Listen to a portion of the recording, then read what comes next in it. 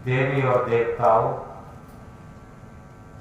भारत की कर्णधार पीढ़ी बच्चों,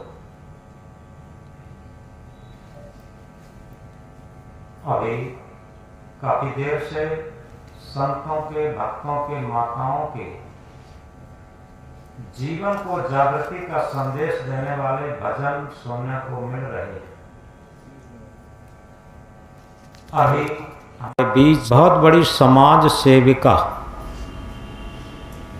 साधना गुप्ता जी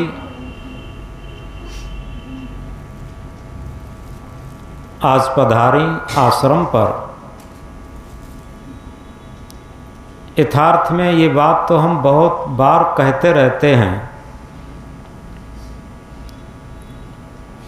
जिसका जितना बड़ा पद होता है वो उतना ही बड़ा समाज का। राष्ट्रपति अब्राहम लिंकन जो एक लकड़हारे का बेटा था और जब पहली बार राष्ट्रपति बने तो सबसे पहले अपने गांव में गए और एक बूढ़ी माता के चरण स्पर्श किए। तो माँ ने कहा, बेटा मैंने सुना तू देश का सबसे बड़ा अधिकारी बन गया। तो अब्राहम लिंकन ने कहा, नहीं माँ, हम कोई अधिकारी वधिकारी नहीं बन गए, हम देश के सबसे बड़े सेवक बन गए। अगर सही पूछा जाए तो दुनिया में सबसे बड़ा पद सेवक का पद है, और जिसने अपने को सेवक मान लिया वही मन इंद्रियों का स्वामी बनकर के सच्ची भक्ति, सच्ची समाज सेवा और सच्ची आत्म परमात्मा की भक्ति करते हुए साक्षात्कार कर सकता और जीवन की वास्तविक शांति को प्राप्त कर सकता।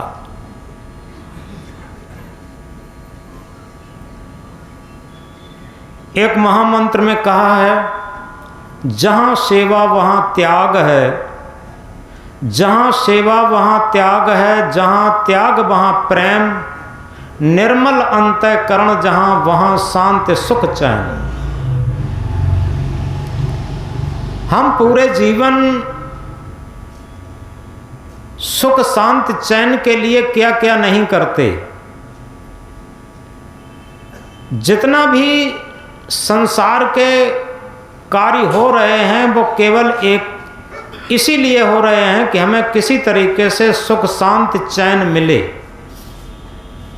लेकिन जब तक हम उसका सूत्र नहीं अपनाएंगे तब तक सुख शांति चैन गूलर का फूल रहेगी। इसका वास्तविक सूत्र है, जहां सेवा वहां त्याग है। जहां सेवा भाव होता है वहीं त्याग भाव जागृत होता। जहां सेवा वहां त्याग है, जहां त्याग वहां प्रेम। त्याग भावना में ही प्रेम जागृत होता। प्रेम थोपा नहीं जा सकता। प्रेम हृदय से प्रस्फुटित होता।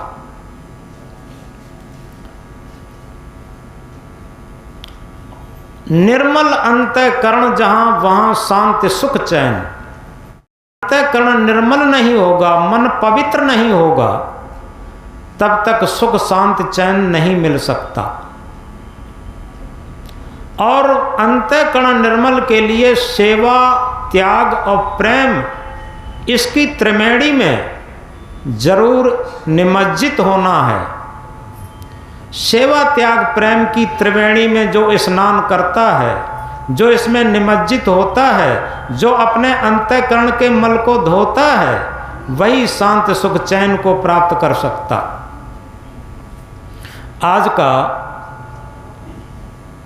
आज का सुविचार भी लिखा हुआ है, बहुत सुंदर है। अगर चाहें तो सभी लोग लिख के ले जाएं अपनी डायरी में, क्योंकि लिखा है, प्रेम गमले का वो पौधा है जिसे सहनशीलता और त्याग के जल से सींचना पड़ेगा। याद रखें, जिन परिवारों में स्वार्थ अधिक जग जाता, वहीं पर असहनशीलता बढ़ जाती, और जहाँ असहनशीलता बढ़ जाती है वहीं पर राग द्वेष छल कपट बढ़ जाता। रामायण की चौपाई क्या कहती है? निर्मल मन सोई जन मोह पावा, मोह कपट छल छिद्र न भावा।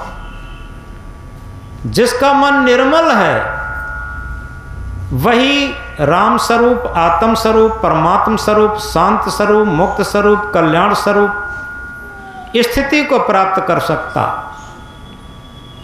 यहां पर छल कपट काम नहीं करते। तो इसलिए सबसे बड़ी चीज ये है कि हम जिस परिवार में रहते हैं वहां अगर त्याग भावना से, परमार्थ की भावना से, निस्वार्थ भावना से अगर जीवन जीते हैं तो वास्तव में हमारे हृदय में प्रेम प्रस्फुटित होगा। जो प्रेम दूसरे को तो महसूस होगा ही, लेकिन अपने अंदर जो आत्म परमात्मा बैठा है वो भी प्रसन्नता से भरेगा, वो भी गदगद होगा।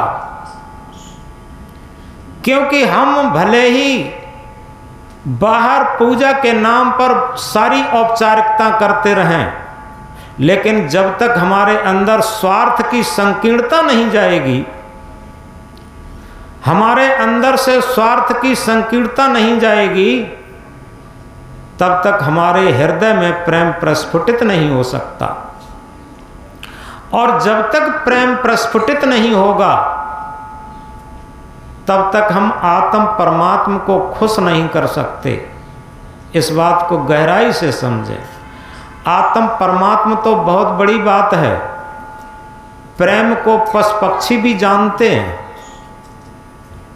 आप देखें, पशु पक्षी भी समझ लेते हैं कि हमारा मालिक हमसे प्रेम करता है।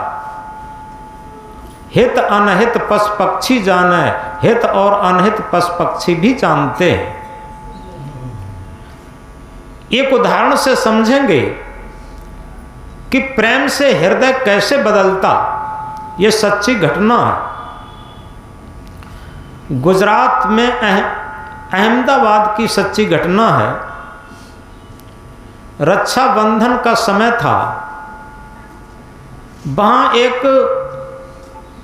समाज सुधार समिति चलती है। वो केवल बहनों की है, माताओं की है। उसमें सभी समाज सुधार समिति में माताएं सब सदस्य हैं, बहनें सब सदस्य हैं। तो रक्षाबंधन के दिन वो समाज सुधार समिति अहमदाबाद की जेल में जेलर से परमिशन लेकर के जाती हैं। सभी बहनें जेल के अंदर गईं और वहाँ जो कैदी लोग थे उनकी हाथ में जाकर के रक्षाबंधन के दिन राखी बांधती हैं। जब सभी बहनें निस्वार्थ भाव से राखी बांधती हैं तो जो कैदी लोग थे उनके आंखों में खुशी के आंसू छलकाए। बहनों का प्रेम देख करके आंसू जब छलक आए तो वो कैदी भाई बोली, बहनों आज आपकी राखी को अपने हाथों में बांधते हुए देख करके हमारा हृदय खुशी से गदगद है।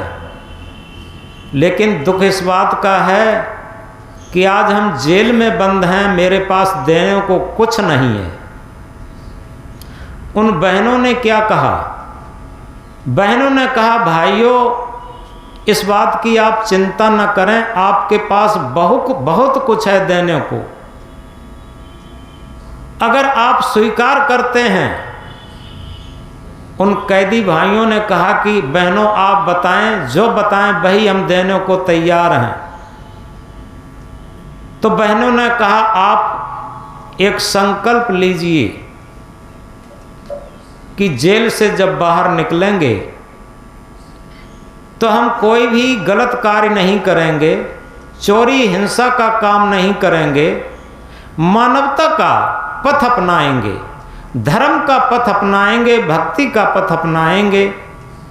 जब आप लोग मानवता का पथ अपनाएंगे और ये सारा दुराचार त्याग करेंगे तो इससे बड़ा समर्पण दुनिया में कुछ हो ही नहीं सकता। और जब बहनों की ऐसी निस्वार्थ भाव की बात उन कैदियों ने सुनी तो सभी कैदियों ने बड़े हर्ष उल्लास के साथ ये संकल्प लिया कि बहनों आज मैं कृतार्थ हुआ, आपकी राखी बांधकर अपने हाथों में, और आज से मैं संकल्प लेता हूँ जब भी मैं जेल से निकलूँगा तो मैं मानवता का पथ अपनाऊँगा और मानव सेवा का पथ अपनाऊँगा।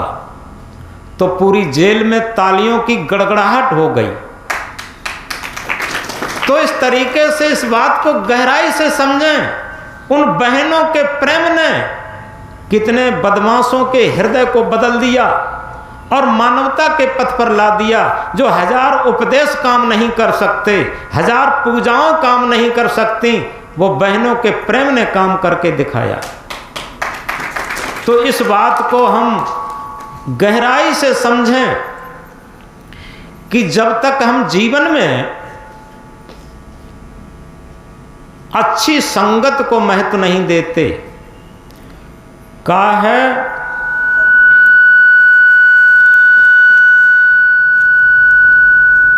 संगत में आते रहोगे, सदा सुसंगत में आते रहोगे, तो स्वयं को विवेकी बनाते रहोगे।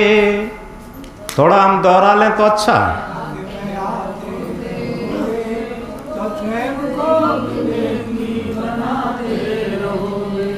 सदा सुसंगत में आते रहोगे तो स्वयं को विवेकी बनाते रहोगे।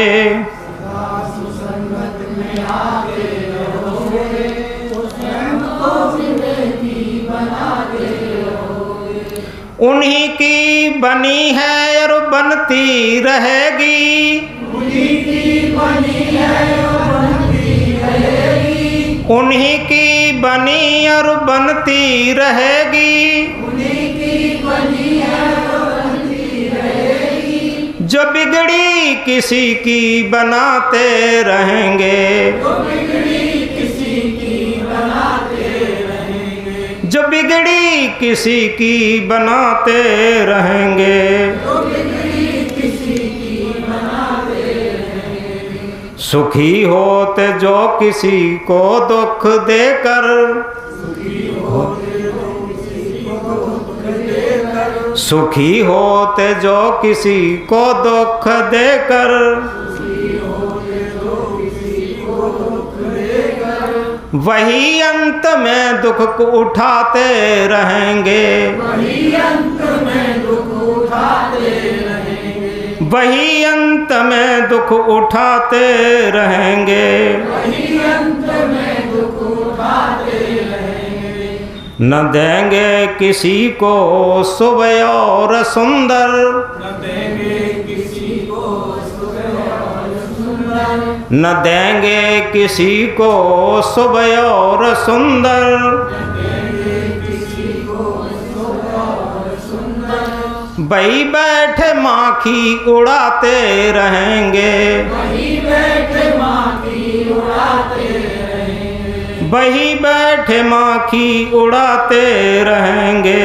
वही बैठे माखी उड़ाते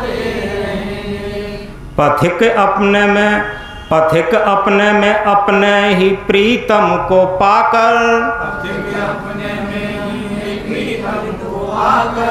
पथिक अपने में अपने प्रीतम को पाकर,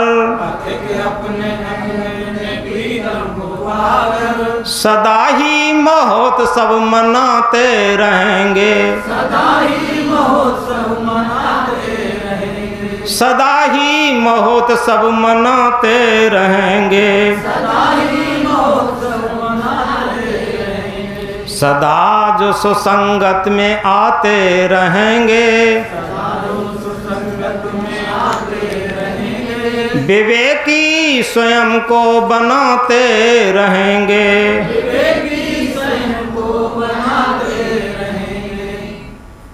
तो इस तरीके से अगर वास्तव में जिस तरीके से पानी को अगर दूध के साथ मिला देते हैं तो पानी दूध बन जाता, पानी को शराब के साथ मिला देते हैं तो पानी शराब बन जाता, पानी को विष के साथ मिला देते हैं तो पानी विष बन जाता, पानी को अमृत के साथ मिला देते हैं तो पानी अमृत बन जाता। इसी तरीके से विचार करके देखें कि हम अपने मन को काम के साथ मिला देते हैं तो मन कामी हो जाता, मन को क्रोध के साथ मिला देते हैं मन क्रोधी हो जाता, मन को लोभ के साथ मिला देते हैं मन लोभी हो जाता, मन को मोही के साथ मिला देते हैं तो मन मोही हो जाता, मन को अहंकार के साथ मिला देते तो मन अहंकारी हो जाता। अब विचार हमने किया कभी कि हम अपने मन को कभी सत्य से जोड़ना जानते हैं। जब हम सत्य से जोड़ना जान जाएंगे, सत्संग से मन जोड़ना जान जाएंगे, तो मन सत्य आत्मा में लीन होना जान जाएगा। और इसीलिए सत्संग का महत्व होता है। सत्संग बिना कल्याण नहीं, सत्संग को जांचत है मुनि ज्ञानी। सत्संग बिना कल्याण नहीं, सत्संग को जांचत है मुनि ज्ञानी। शेर के संग में श्यार आनंदित, पंडित के संग मूर्ख ज्ञानी। मिस्री के संग में बांस की कीमत, दूध के संग बिकावत पानी। गेहूं कहे सुन रे बथुआ, सत्संग प्रभाव लगे तो पानी। यथार्थ में सत्संग बिना कल्याण नहीं। हम समझ नहीं पाते, हम आप जो बैठ करके कर रहे हैं ये सत चर्चा, ये सत्संग नहीं है, ये सत चर्चा मात्र है। जिस तरीके से पानी की चर्चा खूब की जाए लेकिन पानी पिया न जाए, भोजन की चर्चा खूब की जाए लेकिन भोजन ग्रहण न किया जाए, इसी तरीके से सेवा की चर्चा खूब की जाए, सेवा की न जाए। धर्म की चर्चा खूब की जाए, धर्म को धारण न किया जाए। धारण करे तो धर्म है, नहीं तो थोथी बात। सूरज उगे तो दिवस है, नहीं तो काली रात। अगर हमने धारण कर लिया तो धर्म हो गया, अन्यथा केवल धर्म धर्म चिल्लाने से नहीं होगा। जिस तरीके से सूरज सूरज हम रात दिन चिल्लाएं तो दिन नहीं हो सकता। जिस क्षण सूरज निकल आता है उसी क्षण दिन हो जाता। इसलिए इस बात को गहराई से समझा जाए, धर्म धारण करने की चीज है, भक्ति धारण करने की चीज है, सत चर्चा भी धारण करने की चीज है। जब हम सत चर्चा को अपने अंदर धारण करते हैं तो सत्संग हो जाता, और जब तक सत चर्चा को धारण नहीं करते तब तक सत्संग नहीं होता। सत्य के संग का नाम ही सत्संग है।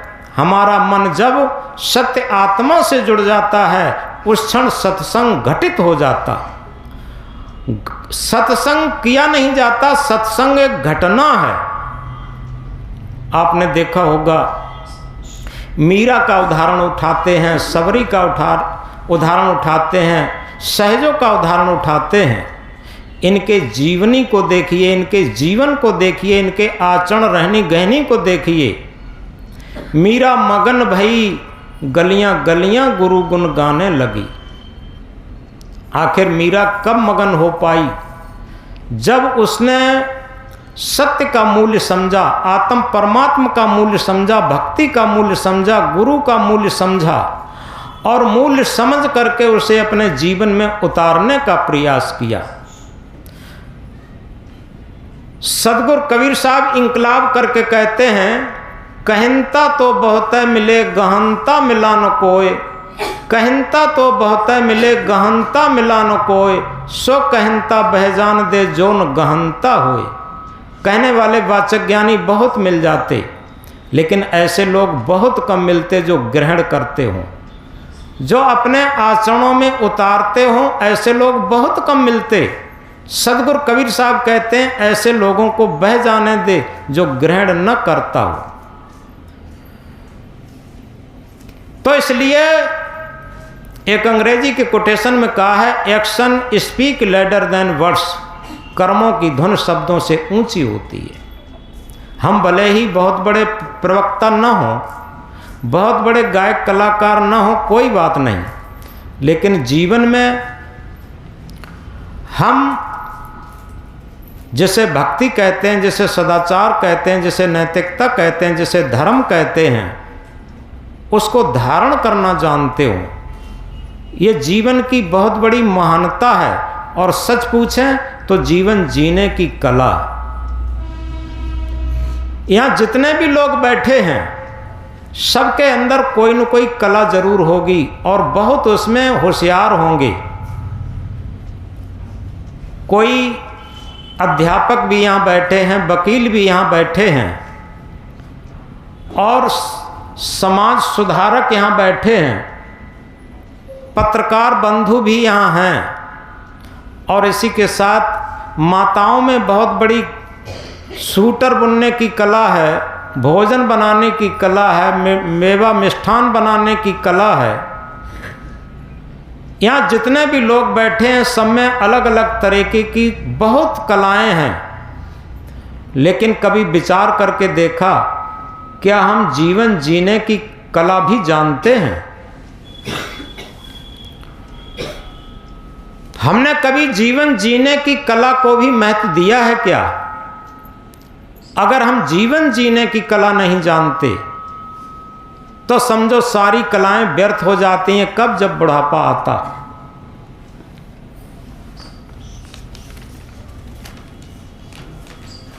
एक छोटी सी बात समझेंगे। 4 यात्री जा रहे थे।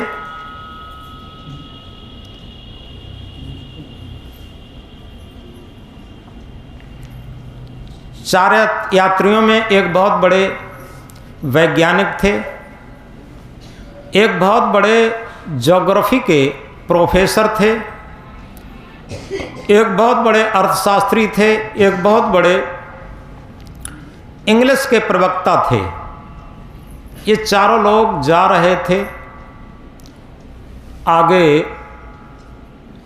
एक नदिया पड़ती है, बड़ी नदी थी, उसमें एक नाविक नाव चला रहा था।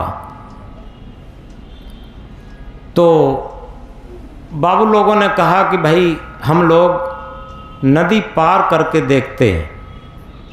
मल्ला से कहा हम लोगों को नदी पार कराओ। मल्ला ने कहा ठीक है बाबूजी, सभी बैठ जाओ। किराया पूछ के बैठ गए और जैसे ही बीच नदी में नाव पहुंचती है, उस टाइम पानी बहुत था, नदी में भंवर पड़ी थी। भंवर पुराने लोग जानते हैं, पानी घूमता है और जो भी बड़ी से बड़ी चीज़ उस घूमते हुए पानी में पड़ जाती है, वो चीज़ नीचे बैठ जाती। मल्लाह ने दूर से देखा। इससे पहले वो बाबू लोग बात कर रहे थे।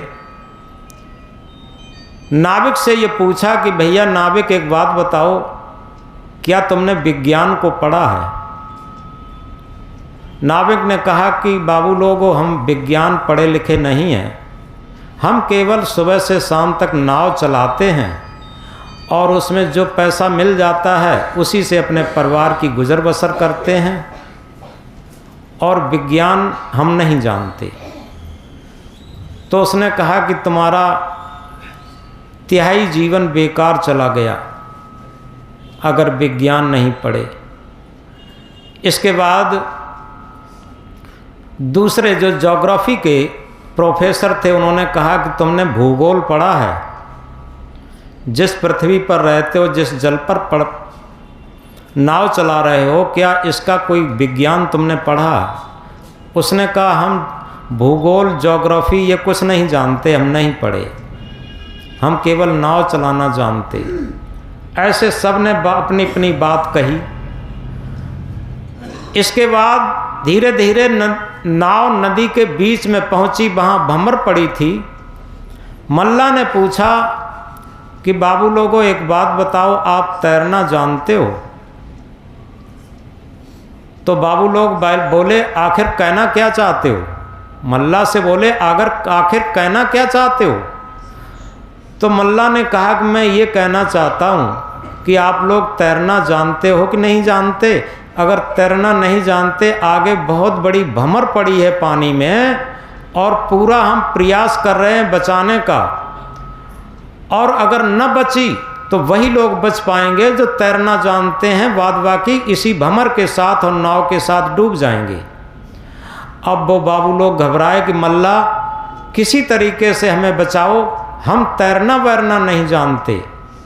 ये बात चल ही रही थी, तब तक नाव नदी की उस भंवर में पहुंच गई और नाव घूमना शुरू हो गई उस भंवर के साथ। मल्ला ने कहा कि भैया बाबू लोगों, अब हमारे बस की ये नाव नहीं रही, अब ये निश्चित डूब जाएगी, जो तैरना जानते हैं वो तैरें। और मल्ला तुरंत नाव से कूद करके और तैर करके उस पार हो गया। मल्ला क्या कहता है,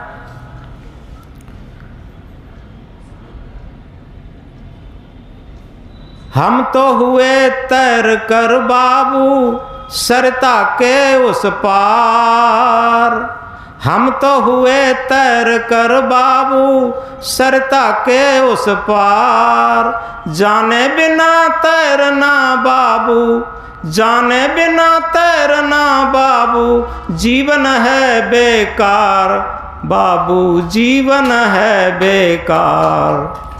ये कहा और डूब गए। ये एक दृष्टांत मात्र है बात को तौलने के लिए। क्या हम दुनिया की सारी कलाएं सीखते हैं और अपने मन में अहंकार करते हैं कि हम बहुत योग्य हैं, बहुत इंटेलिजेंट हैं, और अपनी योग्यता की पूरे जीवन डींग हाँकते हैं कि हमारे पास इतना धन दौलत है, इतनी पद प्रतिष्ठा है, हमें लोग इतना सम्मान देते हैं। ये सब बहुत छोटी चीज़ें हैं। क्या हम अपने को जानते हैं? क्योंकि हमने दुनिया को जान लिया। ये मोबाइल का प्रचार आता है तब कहते हैं कि दुनिया को मुट्ठी में बंद कर लो, लेकिन जितना हमने दुनिया को मुट्ठी में बंद किया उतने ही सारे लोग टेंशन में चले गए। इस बात को गहराई से समझें। दुनिया को तो कभी मुट्ठी में हम बंद नहीं कर सकते। हम केवल अपने मन को भी मुट्ठी में बंद नहीं कर पाए तो दुनिया को कैसे कर लेंगे? इस बात को समझें। जितना दुनिया को मुट्ठी में बंद करते रहे उतना ही हमारा मन विकृत होता चला गया और टेंशन में चलता चला गया। उतने ही इस संसार सागर की नदियां में हमारी नाव डूबती चली गई और सारी कलाएं बेकार होती चली गईं। जितनी कलाएं जानते थे वो इस सांसारिक नदिया के भवसागर में डूबती चली गईं और हमें केवल बाद में पश्चाताप हुआ। तो क्योंकि सच बात यह है, संत सम्राट सदगुरु कबीर साहब इंकलाब करके जगाते हैं। कबीर जब हम पैदा हुए जगत हंसा हम रोए, कबीर जब हम पैदा हुए जगत हंसा हम रोए, ऐसी करनी कर चलो हम हंसें जग रोए। बच्चा जब जन्म लेता है तो समाज खुशी मनाता, ढोल बजाता, बधाई बजाता, लेकिन बच्चा रोता है। मनुष्य का ही बच्चा एक ऐसा बच्चा है जो रोते रोते जन्म लेता, शिकायत करते करते जीवन व्यतीत करता और पश्चाताप के टप टप आंसू गिराते हुए चला जाता। चाहे कितनी भी प्रॉपर्टी हो, कितना भी धन दौलत हो, कितनी भी पद प्रतिष्ठा हो, कोई मतलब नहीं रखता। बाद में केवल पश्चाताप के टप टप आंसू गिराते हुए जाना पड़ता है। मनुष्य के अलावा कोई भी पशु, कोई भी पक्षी रोते रोते जन्म नहीं लेता। यह प्रयोग करके देखें, कोई भी पशु, कोई भी पक्षी रोते रोते जन्म नहीं लेता और शिकायत करते करते जीवन नहीं व्यतीत करता। आज भी आप बाग में देख के देखें, कोयलें बोल रही हैं, मोर बोल रहे हैं, पपिया बोल रहे हैं, हिरन भाग रहे हैं, खरगोश भाग रहे हैं, मोर नाच रहे हैं। बताइए, वहाँ का एक मनोरम दृश्य है। और मनुष्य एसी में बैठा बैठा अंदर से तप रहा है, भड़क रहा है, उसका ब्लड प्रेशर बढ़ रहा है, टेंशन में जा रहा, नींद नहीं आ रही। कहाँ? एसी में बैठ के। ये क्या हो गया? ये उसके विकृत मन का परिणाम है। तो मनुष्य रोते रोते जन्म लेता, शिकायत करते करते जीवन व्यतीत करता और पश्चाताप के टप टप आंसू गिराते हुए चला जाता। सदगुरु कबीर साहब क्या कहते? कबीर जब हम पैदा हुए जगत हंसा हम रोए। ये आदि साखी कबीर साहब संसार की कहते हैं और आदि साखी में पूरा आध्यात्म भर देते। क्या कहते हैं? ऐसी करनी कर चलो हम हंसें जग रोए। हम प्रसन्नता से जाएं और समाज हमारे लिए रोए। और हम प्रसन्नता से कब जाएंगे और समाज हमारे लिए कब रोएगा? आज समाज की तो बात छोड़ दीजिए, परिवार के भी लोग नहीं रोते। मैंने देखा है मुंबई जैसे शहर में बड़े बड़े जहाँ करोड़पति लोग हैं, जो माया नगरी, पूरे भारत की माया नगरी का नाम मुंबई है, और उसमें लोग जब मर जाते हैं, कई लोगों के मुझे सत्य घटनाएं मुझे मालूम है, उनके जो पिता थे बड़े बूढ़े मर गए तो शाम को ख़त्म हुए और उन्होंने लिफ्ट से उतार करके शाम को गैरेज में रख दिया। उन्होंने सोचा कि रात भर कौन रोएगा। लिफ्ट से उतारा ऊपर से और नीचे गैरेज में रख दिया लाके, और जब सुबह हुआ तब थोड़ा रोए और बताए सबको, कुछ किराए पर रोने वाले मंगा लिए और बस उनका क्रियाकलाप कर दिया गया। तो इसलिए हम याद रखें, जहां पर जिस स्थिति में हैं, रामायण की चौपाई क्या कहती है? परहित सरिस धर्म नहीं भाई, पर पीड़ा सम नहीं अदमाई। परहित के समान दुनिया में कोई धर्म नहीं और पर पीड़ा के समान दुनिया में कोई अधर्म नहीं। अगर हमारे अंदर परमार्थ की भावना है, परहित की भावना है, तो निश्चित है हमारे पास वो संपत्ति होगी, वो धन होगा, वो बैंक बैलेंस होगा, वो ऐसा सच्चा मित्र होगा जो मृत्यु के बाद भी मेरे साथ जाएगा। एक उदाहरण से समझेंगे। एक आदमी था, उसका मुकदमा सुप्रीम कोर्ट में पहुंचा, जिसे हिंदी में उच्चतम न्यायालय कहते हैं।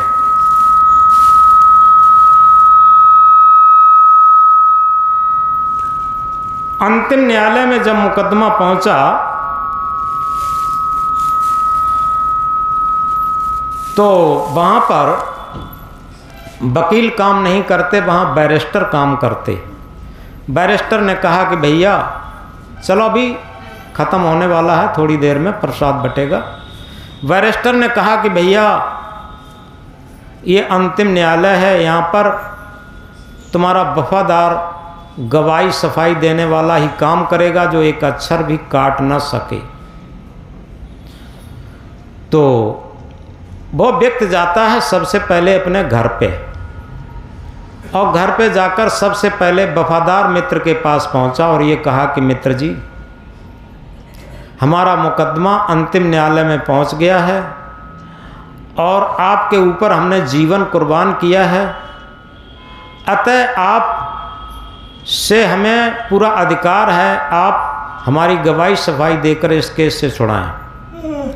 तो जो पहला और प्यारा मित्र था जिसके ऊपर जीवन समर्पित किया था, वो क्या कहता है कि मित्र जी, इस मामले में हम एक कदम भी आपके साथ नहीं चल सकते। अब दूसरे मित्र के पास गया, उससे कहा कि मित्र जी, आपके ऊपर भी हमने जीवन कुर्बान किया है और हमारा अंतिम न्यायालय में मुकदमा है, आप गवाही सफाई दे करके हमें इस केस से छुड़ाएं। दूसरा मित्र कहता है कि मित्र जी, बुरा न मानिएगा, हम कचहरी तक तो चल सकते हैं, कोर्ट तक तो चल सकते हैं, उसके अंदर किसी कीमत पर नहीं जाएंगे। अब उसका दिल टूट जाता है। जिन मित्रों पर हमने भरोसा किया, जिन मित्रों के पीछे हमने अपना जीवन कुर्बान किया, और हमारा मेन काम आने पर इन्होंने मना कर दिया। अब वो बेचारा हताश और निराश होकर के, टूटा हुआ दिल लेकर के एक तीसरे मित्र के पास जाता है जिससे मित्रता जीवन में न के बराबर की थी। उससे निवेदन के साथ बात करता है कि मित्र जी, आपसे निवेदन है, हालांकि आपके प्रति हमने कोई बहुत बड़ा एहसान तो नहीं किया है, लेकिन आपसे निवेदन है, हमारा मुकदमा अंतिम न्यायालय में पहुंच गया है, आप गवाही सफाई देकर हमें इस केस से छुड़ाएं। तो तीसरा मित्र दानेदार था। एक कहावत है पुरानी, यहाँ पुराने लोग बहुत बैठे हैं, दानेदार दुश्मन अच्छा होता है, नादान दोस्त अच्छा नहीं होता। क्योंकि दानेदार दुश्मन होगा, कभी भी धोखा नहीं देगा। अगर लड़ाई भी लड़ेगा तो आमने सामने ललकार करके लड़ेगा। और जो नादान मित्र है वो आपके सारे गुप्त हाल जानता है। जब तक आप उसका स्वार्थ चलाते रहेंगे तब तक तो मित्रता मानता है, जिस दिन स्वार्थ चलाना बंद कर देंगे उसी दिन मित्रता मानना बंद कर देता। ये दानेदार मित्र की पहचान होती। तो वो ये नादान मित्र की पहचान होती, और दानेदार जो मित्र होता कभी भी धोखा नहीं देता। तो वो दानेदार था तीसरा। तो उसने कहा कि मित्र जी, आप ही पूरे जीवन हमसे लापरवाह रहे, और जितना आपने हमसे प्रेम किया है उसके एवज में हम पूरा भरसक प्रयत्न करेंगे कि आप इस केस से छूट जाएं, और आप इस जन्म की तो बात छोड़ दीजिए, अगले जन्म तक हम एवज चुकाने के लिए तैयार हैं और भरसक प्रयत्न करेंगे आपको इस केस से छुड़ाने के लिए। ये तो एक एग्जाम्पल, एक उदाहरण मात्र है। इसका वास्तविक सिद्धांत है, आदमी का अंतिम न्यायालय में मुकदमा पहुंचना है मृत्यु की बेला, अंतिम समय की बात। जब मृत्यु की वेला आती है, अंतिम समय की बात आती है, तब सबसे पहले आदमी कहाँ जाता है? उसका सबसे पहला और प्यारा मित्र है जिसके ऊपर जीवन कुर्बान करता है, वो है धन। धन चाहे वो तिजोरी में है, चाहे बैंक बैलेंस में है, और चाहे सोना चांदी के रूप में है, चाहे चल अचल संपत्ति के रूप में है, धन के पास जाता है। और धन कहेगा क्या, वो तो जड़ है, एक कदम भी मृत्यु की वेला के बाद साथ नहीं चल सकता, जहां है वहीं पड़ा रह जाएगा। दूसरा मित्र जो कहता था कि हम कचहरी तक चल सकते, कोर्ट तक चल सकते, उसके अंदर किसी कीमत पर नहीं जाएंगे। तो दूसरा मित्र है परिवार वाले। वो मृत्यु की वेला के बाद परिवार वाले अर्थी के साथ शमशान घाट तक जा सकते, इसके आगे उनका भी दम नहीं। शमशान बहुत ही समृद्ध शब्द है। सम माने बराबर, शान माने शान। जहां सबकी शान बराबर होती हो, वहां कोई बड़ा नहीं, कोई छोटा नहीं, कोई दबंग नहीं, कोई कमजोर नहीं।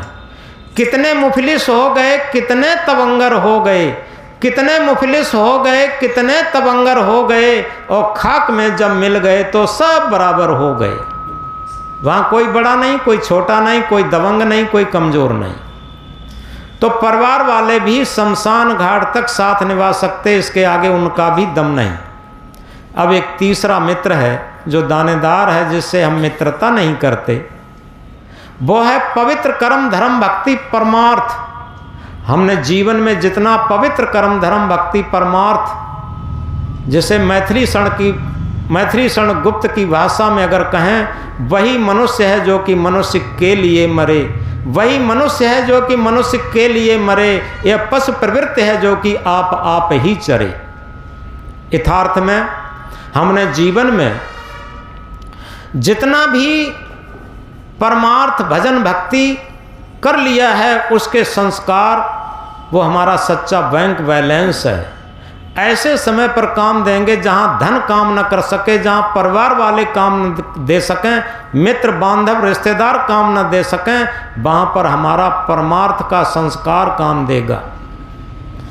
तो इसलिए, और ये जितना परमार्थ का संस्कार, भक्ति का संस्कार, भजन का संस्कार है, वो मरने के बाद भी साथ जाता है। कहा है, संग चले सोई धन है प्यारे, छूट जाए सोई माया। आप समझ लें, संग चले सोई धन है प्यारे, छूट जाए सोई माया, कर ले कमाई ऐसी जो साथ जा सके। कुछ कमाई हम ऐसी भी कर लें जो हमारे साथ जा सके मरने के बाद। तो इसलिए सबसे पहला और सबसे प्यारा मित्र हमारा जो है, वो है भजन भक्ति परमार्थ। तो इस संस्कार को लेकर के अगर हम जीवन जीते हैं तो सदगुरु कबीर साहब का वो महामंत्र सार्थक होता है, ऐसी करनी कर चलो हम हंसें जग रोए। क्या होगा, हमारे पास वो ऐसी संपत्ति होगी जो छूट नहीं सकती, जो हमारे साथ जाएगी। जब हमारे साथ जाने वाली हमारे पास संपत्ति होगी तो हम पश्चाताप के टप टप आंसू क्यों गिराएंगे, हम रोते हुए क्यों जाएंगे, हम तो प्रसन्नता में जाएंगे। तो इसलिए अंतिम बात कह करके बात बंद कर रहे, फूल बनकर मुस्कुराना जिंदगी है, फूल बनकर मुस्कुराना जिंदगी है, मुस्कुरा कर गम भुलाना जिंदगी है, मुस्कुरा कर गम भुलाना जिंदगी है। जीत कर मुस्कुराए तो क्या हुआ, जीत कर मुस्कुराए तो क्या हुआ, हार कर भी मुस्कुराना जिंदगी है, हार कर भी मुस्कुराना जिंदगी है। दूसरी बात, एक बात और कह करके बात बंद करते। हमने देखा है पत्थर पिघलते हुए, हमने देखा है पत्थर पिघलते हुए, शीत जल से भी शोले निकलते हुए, शीत जल से भी शोले निकलते हुए, तुम न बदलोगे कैसे ये विश्वास हो। हमने देखा है मौसम बदलते हुए, हमने देखा है मौसम बदलते हुए। तो याद रखें, हमने शुरू में एक बात कही थी, जहाँ सेवा वहाँ त्याग है, जहाँ त्याग वहाँ प्रेम, निर्मल अंतःकरण जहाँ वहाँ शांति सुख चैन। तो हम जिस परिवार में रह रहे हैं, जहाँ भी रह रहे हैं, यथार्थ में निस्वार्थ भाव से, सेवा भाव से जीना शुरू कर दें तो निश्चित है हमारे अंदर सबसे बड़ी, जिस तरीके से किसी गमले के फूल के लिए, फुलवारी के लिए, पौधे के लिए 3 चीज़ें आवश्यक हैं। सबसे पहली चीज़ जल, दूसरी बात धूप, तीसरी बात ऑक्सीजन। अगर ये तीनों चीज़ें गमले के पौधों को मिलती रहती हैं, वो गमले का पौधा भी खिलता है, उस पर फूल भी खिलता है। इसी तरीके से हम जीवन के गमले में जहाँ जिस परिवार में रह रहे हैं, जहाँ रह रहे हैं, वहाँ निश्चित है हमारे अंदर सहनशीलता, परमार्थ की भावना और त्याग भावना और प्रेम भावना जब जागृत होती है तो हमारे परिवार के आंगन में प्रेम का पौधा पुष्पित और पल्वित होता रहता है। और हम लोगों में भले ही गरीबी हो, चटनी से रोटी खाते हों, निश्चित हमारे अंदर स्वर्ग रहेगा। एक छोटी सी बात कहकर के बात को बंद कर रहे।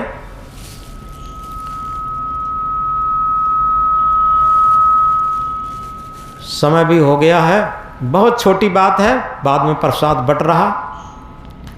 इसी आशय पर है, एक परिवार गरीब था लेकिन भक्त परिवार था, आपस में सामंजस्य और प्रेम था। एक दिन सुबह 4 बजे के टाइम फाटक पर खटखट की आवाज़ हुई तो घर मालकिन ने सोचा इतने सुबह सुबह जल्दी कौन अतिथि कौन गेस्ट आ गए। घर मालकिन जैसे ही जाती हैं तो दरवाज़ा खोला तो देखते हैं 3 मेहमान खड़े हैं, वो अपरिचित थे।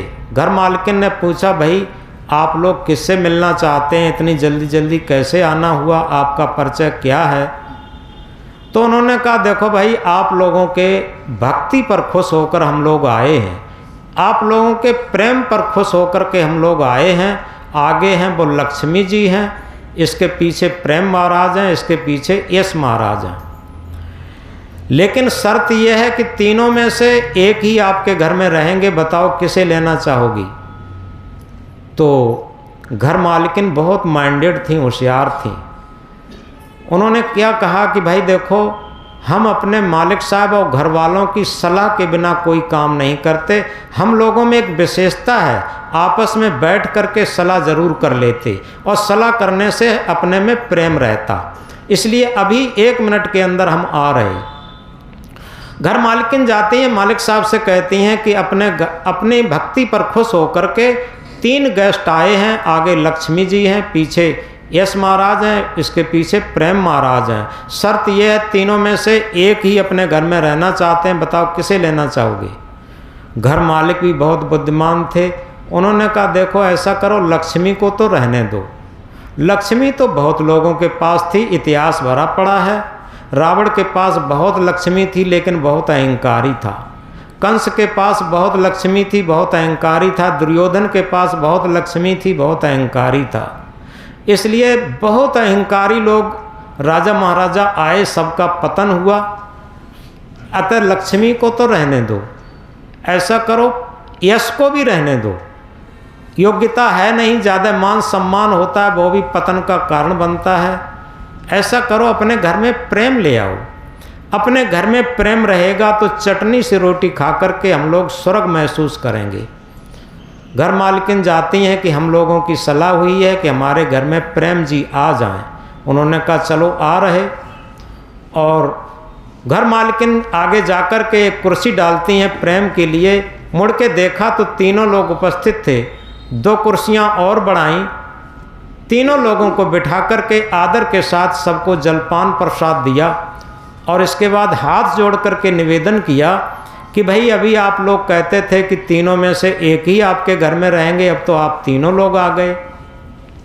इसका कारण क्या है?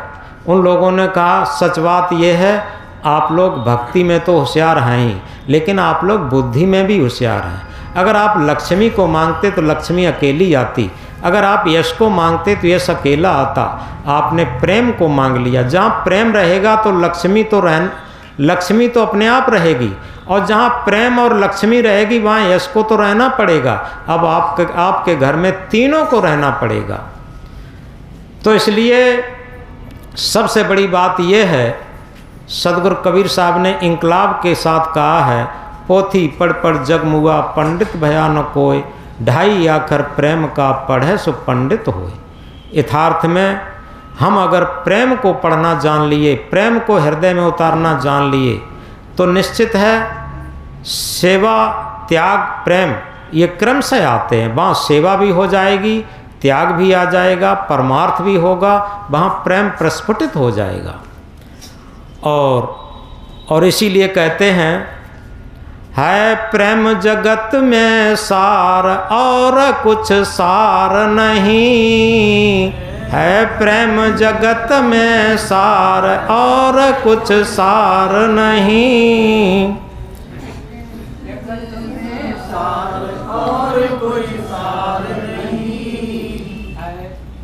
तो इसलिए इस प्रेम को केवल कहने से नहीं होगा, ये हृदय से प्रस्फुटित होता है, और ये तभी होता जब हमारे अंदर सेवा भाव हो। इसलिए इस महामंत्र को हृदय पटल पर अंकित करें। जहाँ सेवा वहाँ त्याग है, जहाँ त्याग वहाँ प्रेम, निर्मल अंतःकरण जहाँ वहाँ शांति सुख चैन। बोलो सदगुरु कबीर साहब की।